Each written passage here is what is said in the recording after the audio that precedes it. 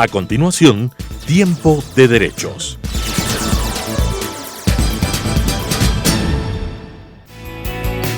Este programa tiene clasificación B, bajo la supervisión de un adulto. O, opinión.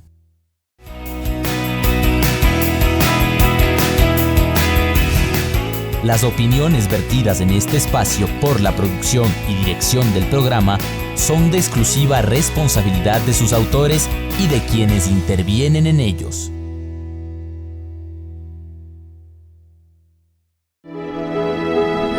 Telesucesos Canal 29 presenta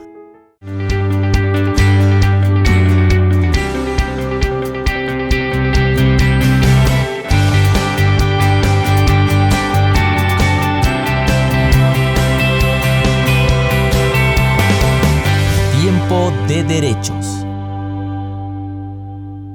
Bienvenidos y bienvenidas al programa Tiempo de Derechos. Este espacio está destinado a informar a la ciudadanía sobre el ejercicio de sus derechos desde la cotidianidad.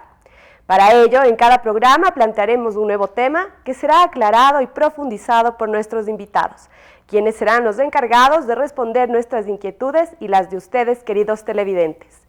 Seguimos contigo, Ileana, para que nos expliques cuál es el tema de hoy en Tiempo de Derechos. Gracias, Cruzcaya. Un saludo a la ciudadanía que nos acompaña en esta nueva oportunidad. Hoy trataremos el tema enfrentando la violencia de género. Una problemática que, a pesar del desarrollo de la sociedad, aún sigue permanente. La violencia de género se fundamenta en asumir que hay superioridad de un sexo sobre otro.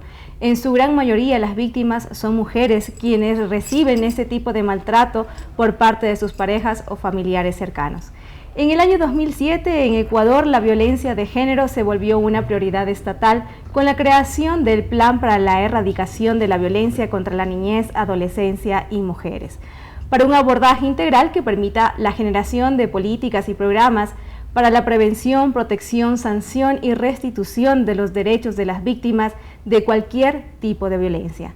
La violencia de género sin duda representa un limitante para el desarrollo social, evidenciando una clara vulneración de los derechos de las personas afectadas. Les invitamos a observar el siguiente reportaje para tener mayor información sobre el tema y dar inicio a nuestro panel. Adelante. Se entiende como género a la construcción sociocultural, valores y expectativas que se asignan a una persona en función a su sexo. Se reconoce como violencia de género a cualquier acto violento o agresión basados en una situación de desigualdad en el marco de un sistema de relaciones de dominación. La mayoría de personas que sufren violencia de género son mujeres, cuyos principales agresores se encuentran dentro de su núcleo familiar como parejas, padres, entre otros. Según la Organización de Naciones Unidas, ONU, 1 de cada 3 mujeres en el mundo ha recibido algún tipo de maltrato. Usualmente la gente mira y cree que la violencia es solo la violencia física, ¿no es cierto? Entonces, hablar de violencia física es hablar de violencia, pero sin embargo no se reconoce que hay una violencia psicológica, que es esta, por ejemplo, y no solo las personas ejercen violencia, sino las instituciones y la forma cultural que se va estableciendo, ¿no?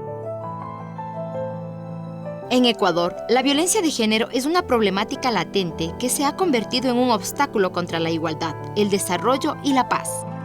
La última encuesta referente a este tema determina que 6 de cada 10 mujeres han vivido violencia en el país. Pero, ¿cómo se determina estas relaciones de poder? Creo que en primer lugar hay que precisar qué mismo es esto del poder, ¿no? Porque usualmente la gente cree que tener poder es tener un cargo público. Y en realidad en la vida cotidiana se expresa el poder. Y el poder es tener una capacidad que incluye la posibilidad de tomar decisiones y afectar al otro. Los seres humanos buscamos o tenemos unos ciertos anhelos, unas ciertas expectativas sobre la vida y a veces usamos a los otros como medios para alcanzar esas expectativas y esos anhelos. ¿Qué es lo que desencadena que haya una víctima y una persona agresora?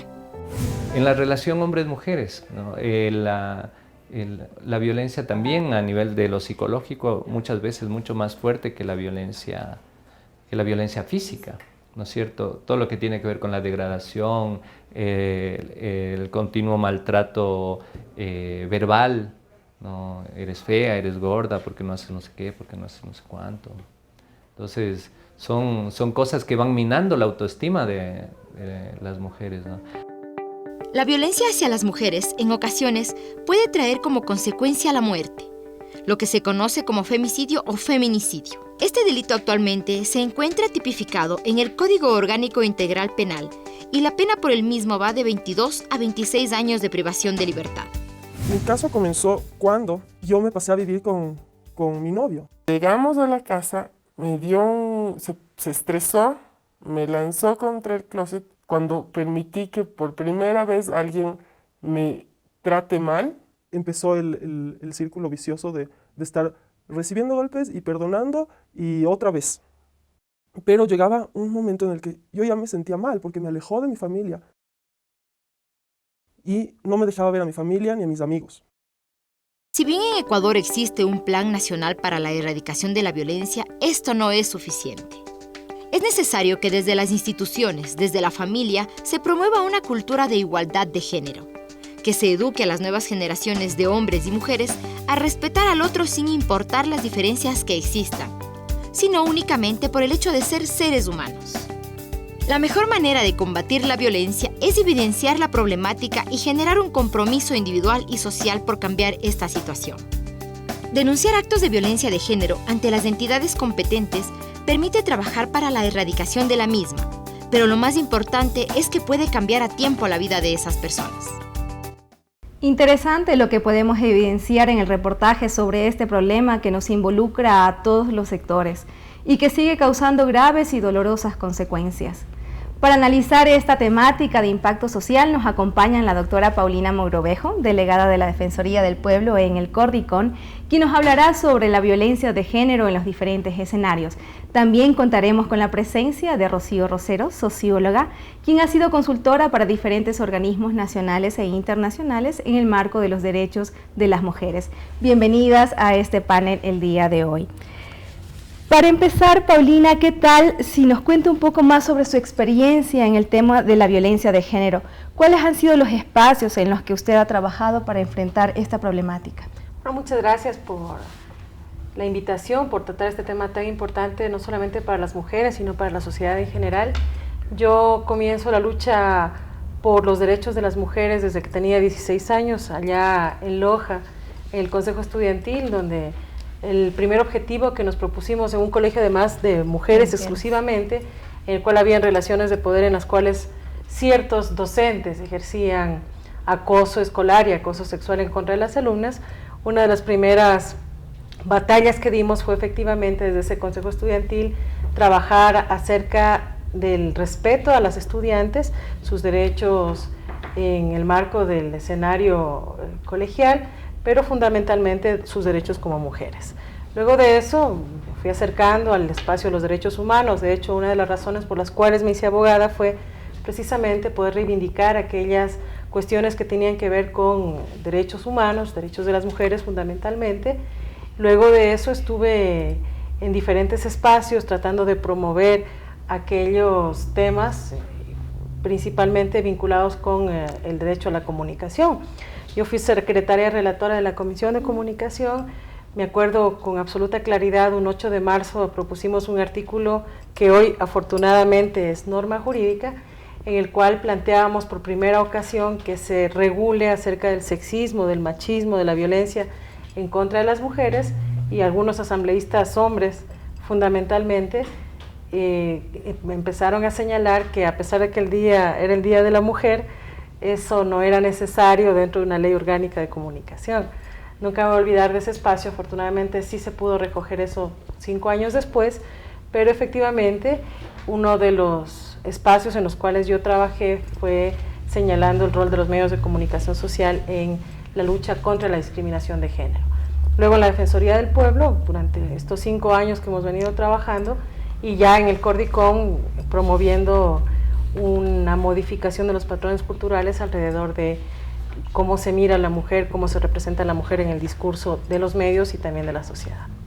Rocío, usted ha desempeñado varios cargos en torno a temas de género, al igual que ha impulsado procesos para la no violencia de las mujeres. Cuéntenos sobre sus experiencias más significativas en el impulso de políticas públicas. Bueno, muchísimas gracias por esta invitación y es una excelente oportunidad de poder, digamos, compartir con el panel y con el público de este programa sobre la colaboración y la visión desde la sociedad civil. Bueno, yo tengo alguna experiencia de hace muchos años, un poco más de 40 años, en la lucha por los derechos de las mujeres aquí en el país y en América Latina. Allá entonces, en las primeras épocas, era prohibido más o menos hablar de la violencia. Se creía que la violencia era un hecho privado, de dominio absolutamente íntimo y que no podía ser explicitado. De hecho, eso nos valió en muchas ocasiones, fuimos tildadas de locas, descalificando, digamos, esa acción política pública que nosotras hicimos desde muy tempranamente, desde la década de los 80, para visibilizar que lo privado es político y que las relaciones de poder, de discriminación y de violencia están en todos los ámbitos. Quizás ahora nos resulta más claro y es más clara en la formulación legal, en la formulación legislativa y de política pública, esta idea de que no está afincada solamente en el ámbito intrafamiliar la violencia. Entonces nosotras luchamos, hicimos a finales de la década de los 80 el movimiento, Acción por el Movimiento de Mujeres en esa época, presentó una famosa carpeta de demandas a los candidatos a presidentes y a la legislatura, en donde incluíamos el tema de la violencia con esta visión de que lo privado es político y de que necesitamos una ley, que necesitamos comisarías de la mujer. Fue en el año 89 cuando empezamos recién a hablar del tema de la institucionalidad de política pública en el país. Y yo creo que avanzamos mucho. En el 94 se logró, a partir del ímpetu del año, digamos, de la Cuarta Conferencia de la Mujer, se logró efectivamente consolidar un Consejo Nacional de las Mujeres con capacidad rectora, la ley de violencia, ciertamente la ley 103, que es una ley de primera generación, es decir, que está como muy centrada en el ámbito de la violencia intrafamiliar.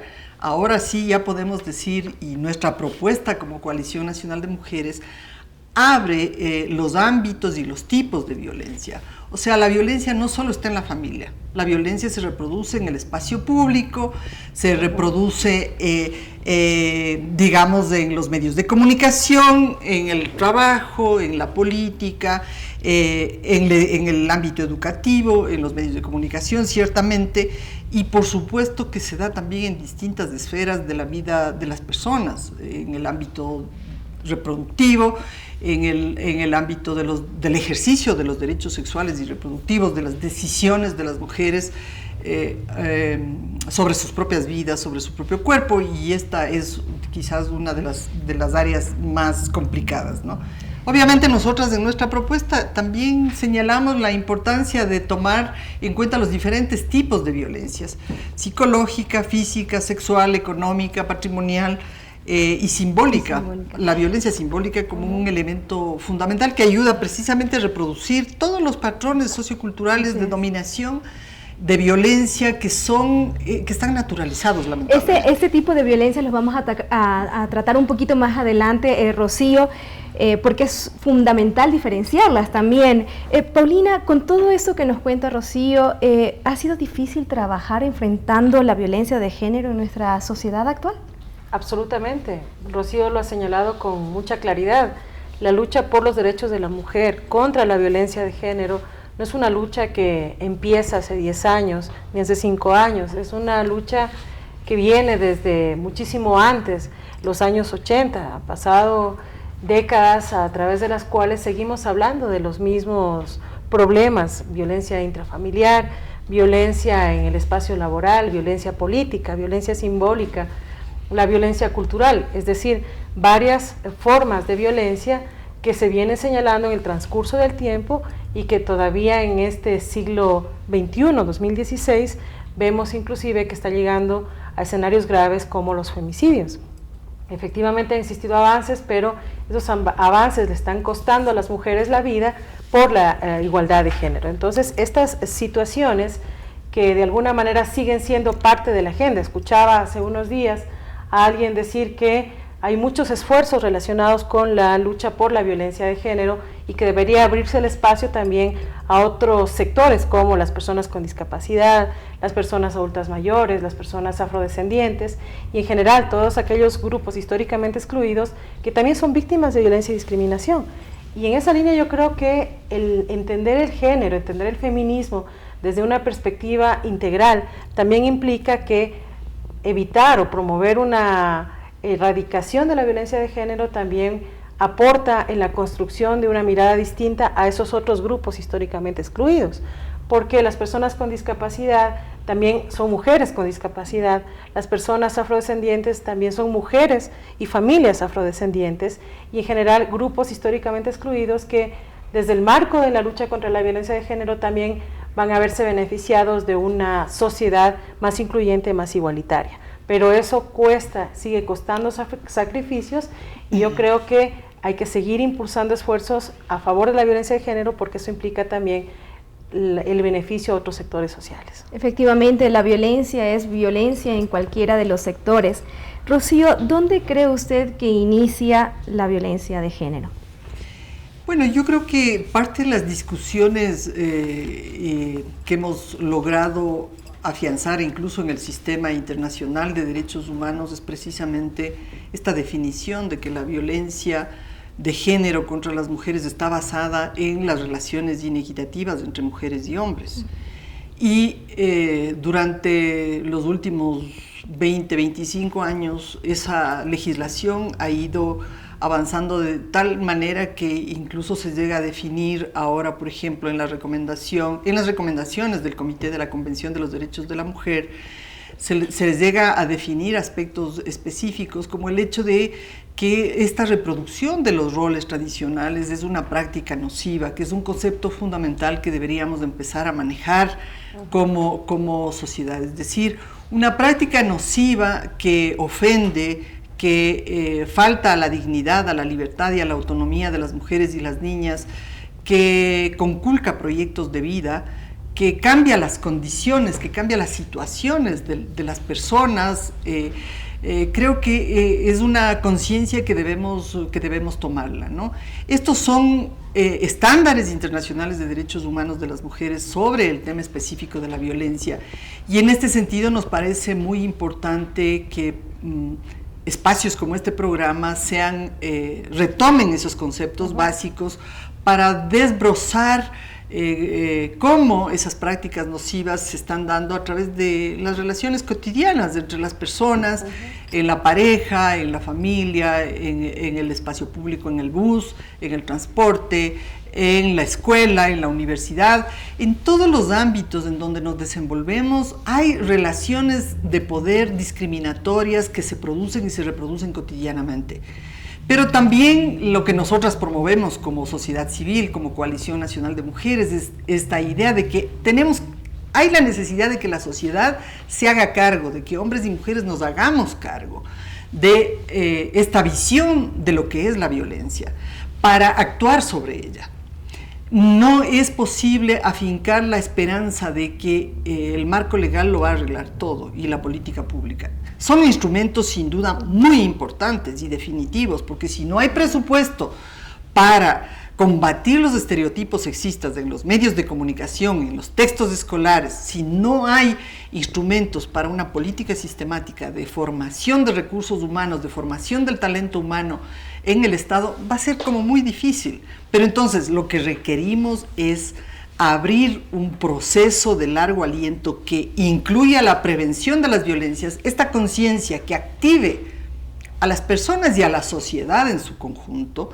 Y por supuesto ahí el Estado tiene un rol fundamental. Las responsabilidades del Estado son un elemento esencial de los deberes, de los compromisos asumidos por el Estado ecuatoriano en varios instrumentos internacionales. Yo solo cito dos que tienen que ver con el tema de la violencia: la Convención sobre la eliminación de todas las formas de discriminación que adoptó el Ecuador en 1981 en el marco del retorno a la democracia en el gobierno del presidente Jaime Roldós, y la Convención Belém do Pará en 1995. La ratificación de las dos convenciones le obligan al Estado ecuatoriano a asumir esa responsabilidad. Pero esa responsabilidad tiene que pasar a constituirse parte de una cultura cotidiana que se dé en todos los espacios y en todos los ámbitos. Nadie nos va a cambiar la posibilidad de vivir una relación distinta, ni de pareja, ni de familia, ni de proyecto de vida. Eso lo hacemos, y esto lo hacemos cotidianamente en todos los espacios. El respeto a los proyectos de vida, a la dignidad, a la autonomía y a los derechos de las mujeres es una cosa que no es discurso, es algo muy concreto que tiene que vivirse desde la forma en cómo se distribuyen los alimentos en la casa. Así es, esa es una práctica diaria, cotidiana, Rocío, con la que debemos naturalizarla, ¿no? Prácticamente. Las cifras que se manejan en el país sobre la violencia de género demuestran que la misma tiene una fuerte presencia en nuestra sociedad actual. Agradecemos a Paulina y a Rocío por sus valiosos comentarios sobre este tema. Sin duda, la violencia de género es una problemática que nos involucra a todos y a todas y que debe ser tratado para poder combatirla. Ahora nos vamos a un corte publicitario y regresamos con más aquí con nuestras invitadas en Tiempo de Derechos. Ya volvemos. Volvemos con Tiempo de Derechos. Inicio de espacio publicitario.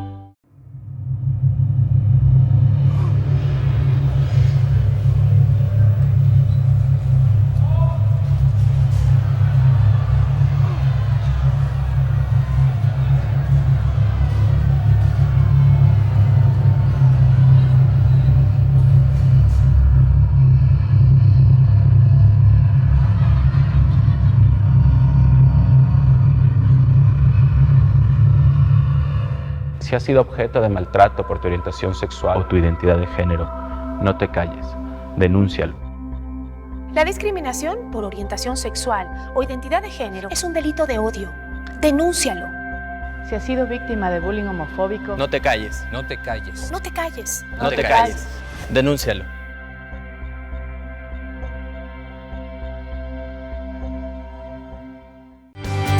Regresamos con Tiempo de Derechos. Fin de espacio publicitario. Continuamos con nuestro programa. Hoy estamos tratando el tema enfrentando a la violencia de género. Según las últimas cifras que maneja el Instituto Nacional de Estadísticas y Censos, 6 de cada 10 mujeres han sufrido violencia de género. Es decir, que el 60% de la población femenina en algún momento ha sido víctima de maltrato. Una cifra realmente alarmante. Rocío, en un circuito de violencia, ¿cuál es el comportamiento común de la persona agresora y cuál es el comportamiento común de la víctima? Bueno, yo creo que este es un tema muy importante que nos trae a colación cómo se vive cotidianamente el círculo de la violencia. El círculo de la violencia es un círculo vicioso que hace que las personas, después de un hecho o episodio de violencia, se sientan, bueno, la mujer como en su calidad de víctima, siente los efectos de la violencia física, psicológica, sexual, y obviamente pueden haber otro tipo de violencias, patrimonial, despojo, es decir, pueden haber otro tipo de eventos. Normalmente el agresor suele mostrar arrepentimiento y decir que todo va a cambiar, que esto fue una pérdida de horizontes por unos segundos, pero que el amor es eterno, el amor romántico maravilloso que han tenido y esto se va a componer. Y eso no es así. Eso no es así porque si ya llegamos a una situación de vivencia de violencia de ese tipo, a ese extremo, ya lo que necesitamos es que las personas se pongan fuera del círculo de la violencia, es decir, que la mujer asuma que es una realidad consumada sobre la cual tiene que actuar. Y tiene que actuar con información, y tiene que actuar con decisión, y tiene que actuar con autonomía. No puede seguir dependiendo del hombre, de las promesas del amor eterno, del cuidado que no existe, porque le va a volver a suceder una y mil veces el mismo episodio de violencia. Implica también el reconocimiento del hombre de que es una persona violentadora, de que tiene unas características, unas formas de actuar, y que se pregunte también de dónde proviene todo esto. O sea, hay un tema sistémico, intergeneracional, que lo estamos viviendo ahora muy claramente como sociedad. Hace poco se publicó una investigación del Observatorio de Derechos de la Niñez aquí en el Ecuador, con el Observatorio Social, en donde se muestra con absoluta claridad que las familias que reproducen violencias de género contra las niñas y mujeres en todas las edades son familias violentadas, que tuvieron relaciones violentas en sus padres, en sus abuelos, y que eso tiende a reproducirse en todos los sistemas familiares. Si tomamos conciencia de que la violencia es sistémica, es posible hacer otras cosas. Necesitamos eso precisamente, tomar conciencia de unas políticas públicas que actúen sistémicamente en el marco de la educación, de la salud, en el marco de las políticas de familia, en el marco de la protección de los derechos de las víctimas. Necesitamos un cambio de patrones culturales ahí. Así es, Rocío, efectivamente necesitamos eso justamente para propiciar el cambio. Paulina, si bien es cierto la violencia de género afecta en su gran mayoría a las mujeres, ¿qué pasa con las personas diversas? ¿Cómo se trabaja con las personas diversas que han sufrido violencia? Yo creo que en el contexto de la violencia de género, insisto en lo que planteaba Rocío hace un segundo, el espacio intrafamiliar no es el único espacio en el cual se ejerce este tipo de violencia. Hay espacios culturales, hay espacios simbólicos, espacios políticos, hay espacios en el sector educativo. En otro programa hablábamos inclusive del acoso escolar. También las mujeres sufren violencia de género en el marco del bullying y el acoso escolar. Y en todos los casos está presente un patrón recurrente, que es una relación de poder fundamentada en creencias alrededor de lo que es lo femenino y lo que es lo masculino, lo socialmente aceptable en lo femenino y lo socialmente aceptable en lo masculino.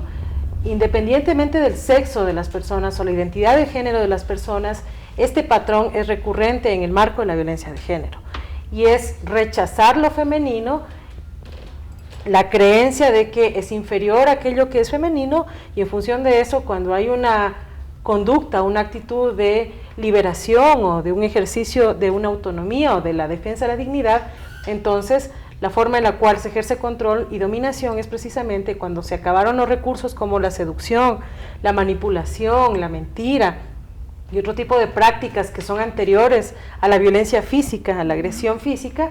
Entonces se produce la violencia como un último mecanismo. Y cuando Rocío contaba cómo se producía en el espacio del amor romántico la violencia de género, entonces yo me recordaba de un caso que conocimos en el país hace poco tiempo, en el cual había una pareja de un hombre y una mujer. Ella había estado anteriormente casada, tenía una hija y había tenido este segundo matrimonio con el boxeador que era su esposo. Y un día antes o la noche antes, en la cual ella fue víctima de femicidio porque él la mató a golpes, ellos habían regresado, habían tenido una cena romántica, salieron a bailar, salieron a pasear, y en la madrugada esta mujer fue víctima y cayó muerta a golpes por este boxeador.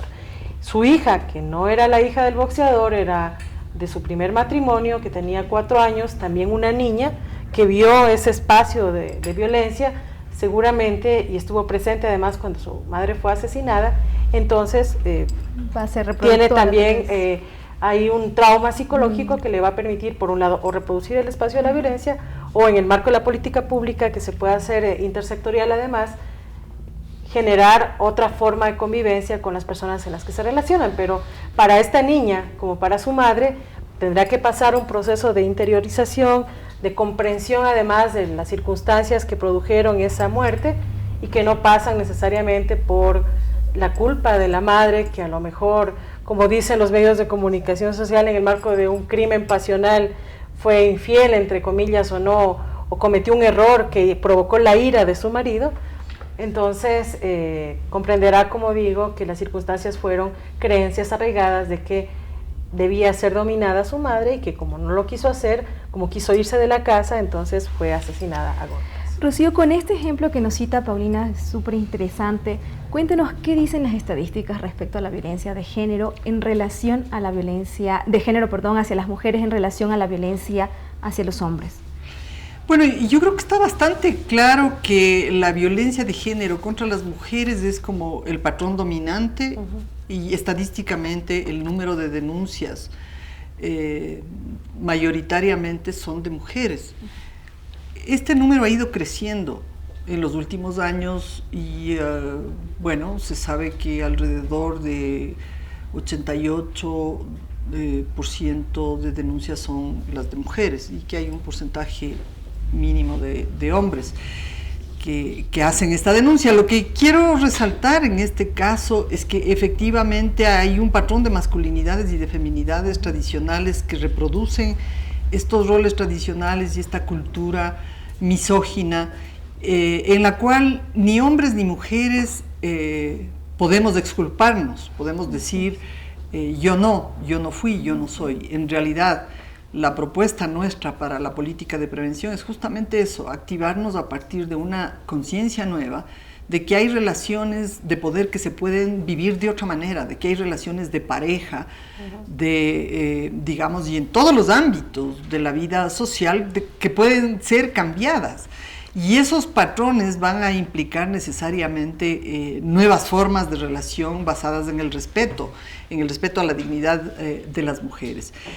Creo que no se trata, y creo que es bien importante decirlo con todas sus palabras, no se trata de encontrar víctimas y culpables. No es bueno seguir con el esquema de víctimas y culpables, y esto es parte de lo que tiene que promover una política activa de prevención de las violencias. Necesitamos personas, sujetos autónomos, hombres y mujeres, niñas, niños, adolescentes y jóvenes, reconocidos como sujetos de derechos plenos. Unos en mayor desarrollo que otros, es decir, en la adolescencia, en la niñez, en la infancia, hay un proceso de desarrollo que debemos reconocer los adultos y las adultas, los maestros, los docentes en las universidades. No es la misma situación la de un niño o niña de 8 años que la de un joven que está ingresando a la universidad, que ya es adulto. Entonces necesitamos pasar a la práctica concreta de empezar a tratar al conjunto de personas de la sociedad como sujetos de derechos, con respeto a su dignidad, a sus proyectos de vida, con una valoración de sus aspiraciones, porque a veces, y ahí va la violencia, descalificamos y lo hacemos en la familia, y lo hacemos en la escuela, y lo hacemos en el espacio público y en todas partes.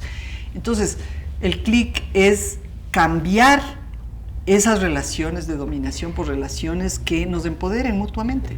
Paulina, ¿cómo enfrenta el Estado esta problemática social? ¿Qué mecanismos utiliza para erradicar la violencia? Los estados en general y este estado en particular tiene la responsabilidad de reconocer, como dijo Rocío, a las personas y a las mujeres como sujetos de derechos. Esto implica que el Estado tiene una responsabilidad y la obligación de garantizar la dignidad de las personas, la dignidad de las mujeres y todos aquellos derechos constitucionales que están reconocidos en nuestra Carta Magna. El derecho a la vida, el derecho a la integridad física, psicológica, el derecho a la salud, a la educación, a la comunicación, los derechos sexuales, los derechos reproductivos, en general todos aquellos derechos, atributos o facultades que la Constitución le atribuye a las personas y que debe garantizarlos a través de mecanismos como políticas públicas, normativa y fundamentalmente con acciones que permitan la formación de conciencia y la articulación además con la sociedad civil y con todos los sectores que tienen que ver con la prevención y la protección de la defensa de los derechos. Yo creo que el Estado ecuatoriano ha hecho avances importantes, el reconocimiento de derechos a favor de las mujeres es fundamental, la necesidad de articular una política pública, lo cual significa también asignación presupuestaria para políticas y programas que promuevan conciencia para la erradicación de la violencia de género es importante. Yo reconozco del Estado la promulgación de una ley orgánica de comunicación que apunte por primera vez a los patrones culturales que se refuerzan desde los medios de comunicación social en el marco del machismo, el sexismo, que promuevan además una mirada distinta al género, a las identidades, a las diversidades, que sancione las prácticas y refuerzo de estereotipos y creencias desde los medios de comunicación social, que van desde la concepción, por ejemplo, en una noticia de que un femicidio es un crimen pasional, o que presentan la violencia de género como una broma o un chiste, inclusive llegando a la apología. Justamente, Paulina, y que de alguna manera promueven efectivamente creencias y que se refuerzan luego en las prácticas cotidianas. Nosotros vemos cómo en el colegio, en la escuela o en otro tipo de relaciones, los vecinos o en el propio matrimonio se refieren a la esposa como la mofle, se refieren de manera denigrante y descalificadora, y son prácticas que a pretexto del humor, por ejemplo, afectan los derechos y refuerzan creencias. Justamente, Paulina, ¿cómo ha sido su gestión respecto a la incorporación del enfoque de género?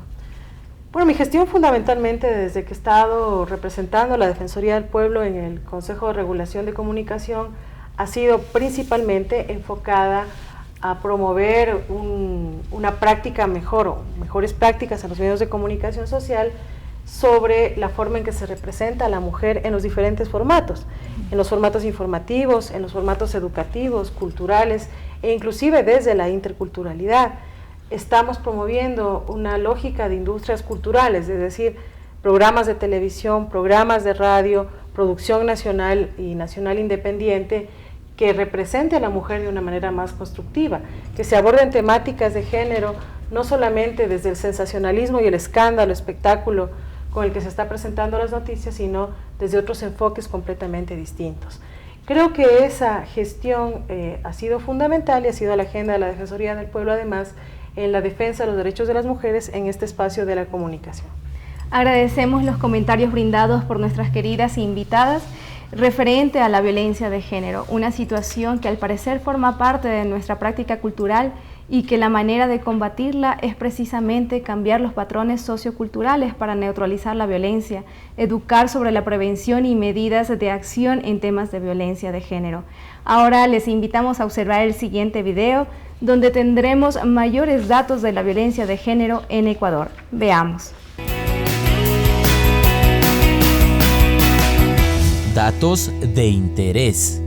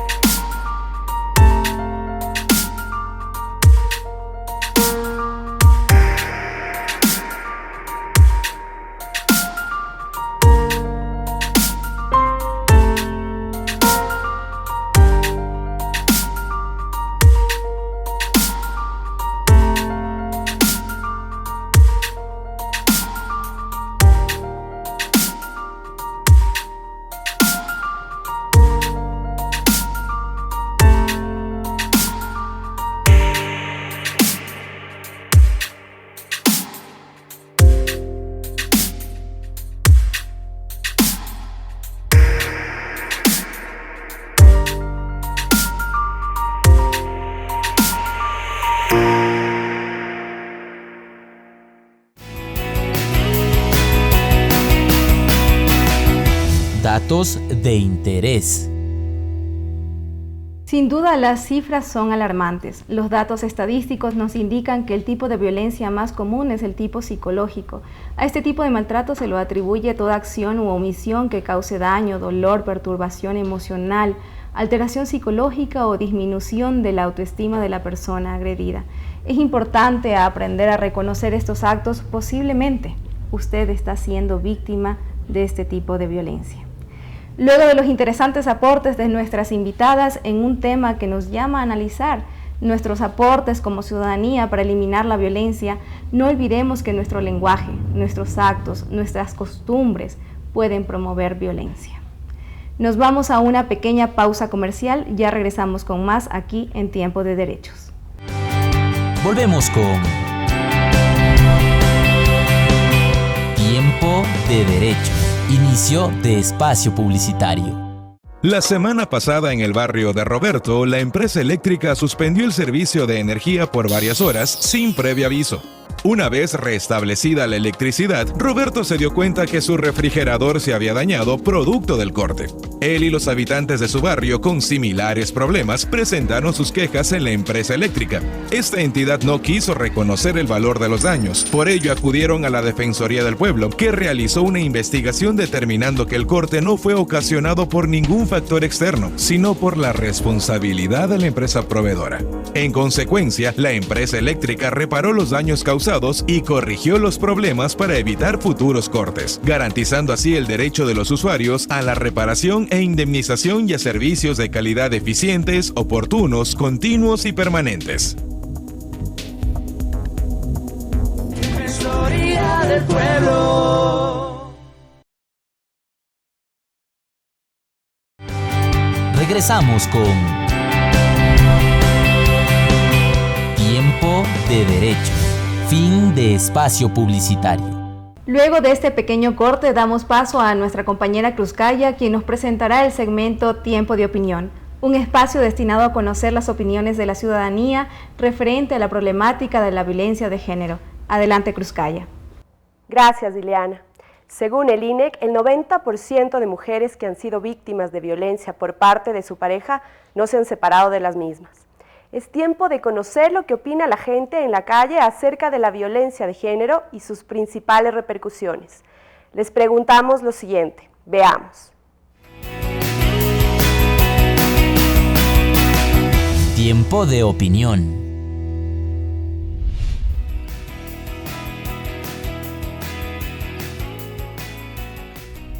Creo que la violencia de género tanto es equitativo en todo, entonces yo creo que también es para los hombres y para las mujeres. Esto es a nivel familiar, que afecta y a toda la familia afecta eso, téngalo por seguro. O sea, no, hay veces no hay acuerdos entre parejas y ahí es donde se da la violencia intrafamiliar.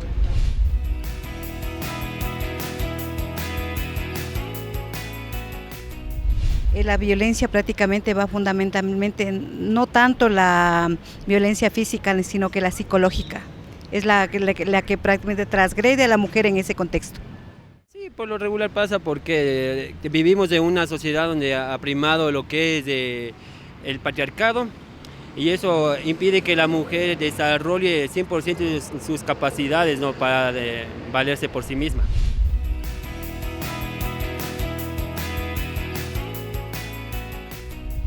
La mujer en el trabajo produce menos que el hombre, ya que hay trabajos que son,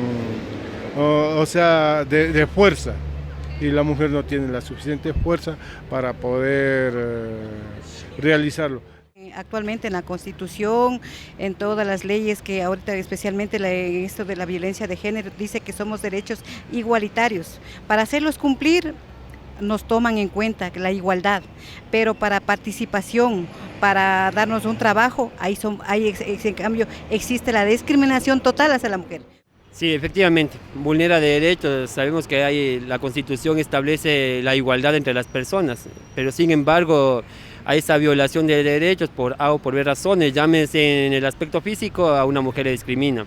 O en el aspecto intelectual, regularmente se afirma que las mujeres son un poco más inteligentes que los hombres, ¿no? Ahí está el desequilibrio que hay en realidad, ¿no? Tiempo de opinión. Muy interesante lo que nos dice la gente sobre la violencia de género. Conocer la opinión ciudadana nos permite despejar las dudas de la misma y aclarar el panorama. Ahora les invitamos a conocer lo que opina la ciudadanía en medios sociales sobre este tema. Dalia Velasco dice, deberían como Defensoría del Pueblo educar desde niños a los estudiantes, así veremos cambios sustanciales en nuestra sociedad. Tan desvalorada está la vida para los jóvenes. Nuestro país como sociedad está mal cimentado. Educación, valores, ética, motivadores falta a la juventud futuro de nuestro país. Ustedes pueden hacer mucho por el pueblo. Gracias. Jorge Díaz dice, ahí se debe canalizar la atención, violencia a mujeres y hombres, violencia a la dignidad de las personas como discriminación, la indiferencia o la falta de solidaridad al prójimo, el ver a los demás por debajo del hombro, el odio o la animadversión a las personas a través de redes sociales o medios de comunicación. Estas fueron las opiniones que la gente nos brindó. Agradecemos sus comentarios y les invitamos a que sigan participando en nuestros medios sociales, en Twitter, @defensoriec y en Facebook, Defensoriec. Ahora damos paso nuevamente a Ileana y nuestros queridos invitados para continuar con el programa. Muchas gracias. Muchas gracias, Cruzcaya. Efectivamente, como lo mencionó mi compañera, las opiniones emitidas por la ciudadanía nos permiten conocer lo que piensan sobre este tema y cómo lo abordan. Ahora invitamos a nuestras panelistas a que nos brinden sus comentarios finales. Paulina, Rocío, ¿qué tal si nos brindan sus conclusiones sobre el tema? ¿Qué recomendaciones les podemos dar a quien es víctima de violencia? Empezamos con usted, Paulina. Gracias, Ileana. Yo creo que en el marco de la violencia de género lo más importante es generar conciencia y hacer conciencia de que este es un problema que venimos arrastrando por muchísimos años, pero que hay que evitarlo, hay que seguir promoviendo su erradicación, porque si no se está afectando toda la sociedad. No es un asunto solamente de las mujeres, no es un asunto de las familias, es un asunto de todas y todos, y lo más importante en este momento es entender dos cosas: los patrones clave que están en una relación de poder en el cual lo masculino tradicional es dominante y lo femenino es rechazado por inferior o porque no responde a los estándares que la sociedad piensa que están bien o que están normales. Conceptos como fuerza, conceptos como o atributos que se asignan a la masculinidad, como la fuerza, como la productividad, son cuestiones que nos están afectando en nuestras relaciones sociales. En lugar de relaciones de poder, creo que es importante tener relaciones de solidaridad. En lugar de pensar en que uno es más y otro es menos, hay que pensar en el concepto de igualdad y entender que nuestra sociedad es diversa también en el marco de lo femenino y lo masculino, y que no por eso tenemos que agredirnos o violentarnos porque uno es diferente del otro.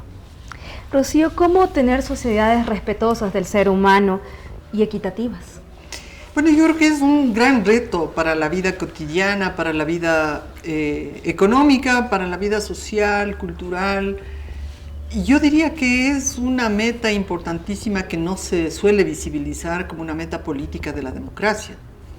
El feminismo que desde los 80 planteamos en América Latina, democracia en el país y en la casa, es eso. Justamente el reconocer las potencialidades, las capacidades, las virtudes de las mujeres y no dejarnos llevar por este torrente de conceptos tradicionales que disminuyen a las mujeres y las niñas en sus potencialidades, en sus capacidades y por supuesto que inciden en las oportunidades laborales porque disminuyen los ingresos, de ingreso a las carreras profesionales, porque todavía, a pesar de que hay cambios importantes, seguimos las mujeres en áreas tradicionales, o no tenemos los suficientes hombres, por ejemplo, en carreras que tienen que ver con los cuidados de las personas, como es el caso de trabajo social, por ejemplo. Justamente con eso, Rocío, que menciona, me parece muy interesante, cómo trabajar con la nueva generación de hombres. ¿Cómo trabajar esas nuevas masculinidades de las que hablamos actualmente? Sí, yo creo que este es un tema clave y que no es un tema que puede estar, digamos que puede ser objeto de una charla anual o de una campaña, de unos spots publicitarios a nivel, digamos, de país, a nivel anual, digamos, o esporádica. Tiene que ser una política pública sistémica, sistemática, en la educación, en los medios de comunicación, que nos permita construir de manera explícita esos nuevos valores, esas nuevas masculinidades y feminidades, esas nuevas masculinidades que valoren las potencialidades y las capacidades de las mujeres, y esas nuevas feminidades que renuncien a la cosificación, a la victimización, a la vocación del servicio a los demás y a la maternización como única posibilidad o como única vocación. No. La propuesta es romper esos patrones socioculturales, y eso es una cosa que, si bien lo podemos hacer en familia, requiere de una política pública de educación, de comunicación, de inclusión económica y social, una política laboral que sea muy proactiva, que termine pues haciendo estas valoraciones distintas y que aterrice también en programas sistémicos en programas en política pública que estén al nivel territorial. Ya tú, Paulina, nos hablabas de la importancia de las políticas intersectoriales. Las políticas intersectoriales entre los ministerios de Educación, Salud e Inclusión Económica y Social no pasarán si es que no llegamos en el plano territorial. Los sistemas de protección integral de derechos son un elemento fundamental para este gran cambio sociocultural. Gobiernos locales, sociedades civiles activas, organizaciones sociales, de empresa privada, activada en el plano territorial para ese cambio de patrones socioculturales, para prevenir la violencia, para proteger a las víctimas de violencia y para reparar los derechos. ¿Qué implica esto? Tú lo dijiste también, necesitamos presupuestos, pero necesitamos una nueva visión del rol de la política pública en el ámbito territorial. Y esto implica una activación de la sociedad y del Estado en todos los niveles. Por eso nosotras hemos propuesto una ley integral por el derecho de las mujeres a una vida libre de violencia como iniciativa ciudadana. Y hemos recolectado hasta ahora unas 26.500 firmas y pensamos que la nueva legislatura tendrá la oportunidad de tratar este tema. Creemos que es un elemento esencial que va a complementar a las sanciones o digamos, a la función que tiene el Código Integral Penal. La política pública de prevención en el ámbito territorial, nacional y territorial, es un elemento sustantivo de este gran proceso de cambio de patrones socioculturales. Paulina, ¿qué opinas en referencia a lo que nos cuenta Rocío, en lo que nos dice Rocío? Absolutamente de acuerdo. Yo creo que lo más importante en el Ecuador y en general en los estados latinoamericanos y también internacionalmente es promover políticas públicas que miren no solamente el enfoque de género o la lucha contra la violencia de género en un espacio nacional, que es muy importante, o desde el espacio de discusión del sector público, donde un grupo de personas está trabajando alrededor de qué debe ser una política o las metas contra la violencia de género en el Ecuador. Tiene que tener participación ciudadana, tiene que involucrarse en la sociedad civil, tiene que haber mesas de discusión dentro de los territorios. No es lo mismo pensar nacionalmente desde Quito y Guayaquil sobre la lucha contra la violencia de género que pensarlo desde las zonas de frontera norte y frontera sur. No es lo mismo pensarlo desde el espacio territorial de la Amazonía que pensarlo desde el espacio de la sierra de suelo capitalino. Y además de eso, nadie mejor que las víctimas, que las personas involucradas en estas relaciones de poder violentas o de las personas en general, ecuatorianas y ecuatorianos en los territorios, para decirnos cuáles son las necesidades que la política pública tiene que atender. Así que a mí me parece efectivamente fundamental, y Rocío, por supuesto, siempre de mi parte, en los espacios que se pueda trabajar, todo el apoyo, el respaldo a estas iniciativas de la sociedad civil tan importantes, y cuenten siempre con nosotros en el marco de la agenda de lucha contra la violencia y la discriminación de género para poder apoyar las iniciativas que tienen que ver con política pública incluyente, participativa y desde los territorios. Rocío, ¿las mujeres somos reproductoras de violencia? ¿Reproducimos la violencia de género? Bueno, yo diría primero agradecerle a Paulina por esta apertura, porque me parece fundamental que una institución como la Defensoría del Pueblo y el Cordicom, que tiene que ver con estas funciones de prevención de las violencias en el marco del trabajo sobre estereotipos sexistas y no violentos, es un trabajo fundamental, y yo creo que esa apertura es una excelente oportunidad para que podamos aunar esfuerzos efectivamente y dar pasos adelante. Yo creo que con respecto a la pregunta concreta, efectivamente las mujeres somos reproductoras de relaciones de género inequitativas y violentas muchas veces. Es un sistema de relaciones de género el que está funcionando. Yo decía antes, no se trata de encontrar culpables, hombres o mujeres.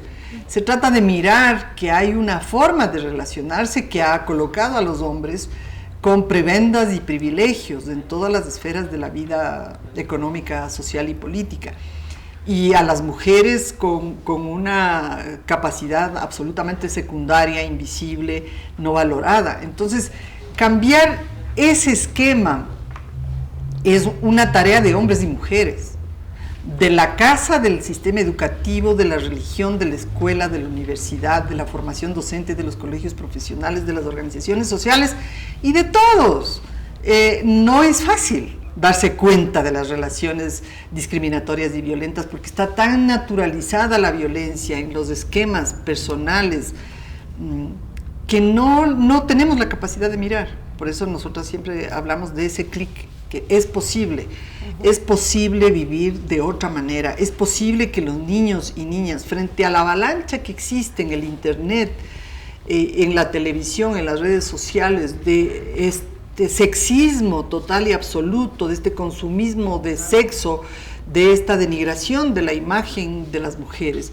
Frente a eso, ¿qué es lo que tenemos que proponer? Tenemos que proponer una lectura crítica, una capacidad de desarrollar nuevos patrones que permitan que los chicos y chicas, adolescentes o todas las personas que acceden a las redes sociales tengan la capacidad de discernir que eso es negativo, que eso es inequitativo, que eso reproduce la violencia. No hay otra forma. Cambiar la industria cultural es una tarea de largo plazo. Y es súper complicado, Rocío. La violencia de género nos afecta a todos y todas, hombres, personas diversas y en especial a las mujeres y niñas, quienes en ocasiones se adaptan a la misma hasta el punto que no pueden reconocerla y reaccionar frente a ella. La víctima pierde su seguridad y autoconfianza, lo cual desorienta y genera incertidumbre sobre lo que sigue con su pareja. Por otra parte, generalmente la persona agresora se muestra arrepentida, como ya nos mencionaba Rocío anteriormente, y se desorienta aún más a la víctima y se convierte esto en un ciclo repetitivo de violencia. En Ecuador, 2 de cada 5 mujeres han sufrido violencia física, lo cual nos lleva a pensar en las acciones que hay que reforzar y en las que faltan todavía por hacer como sociedad para erradicar un problema que llega a los extremos de la muerte y que incluso limita el desarrollo de la sociedad y sobre todo vulnera sistemáticamente derechos. Queremos agradecer a la presencia de nuestras invitadas el día de hoy. Gracias por sus comentarios, por sus sugerencias. Gracias Paulina, gracias Rocío. Ahora seguimos con nuestra compañera Cruzcaya. Así es, Ileana. Agradecemos a nuestros televidentes por acompañarnos una vez más en nuestro programa. Queremos agradecer también a nuestros auspiciantes, el Alto Comisionado de las Naciones Unidas para los Refugiados, ACNUR, Agua San Felipe, Bocadillos de la Abuela. No olviden seguirnos y estar pendientes de nuestras redes sociales. Esto fue Tiempo de Derechos. Muchas gracias. Las opiniones vertidas en este espacio por la producción y dirección del programa son de exclusiva responsabilidad de sus autores y de quienes intervienen en ellos. Telesucesos Canal 29 presentó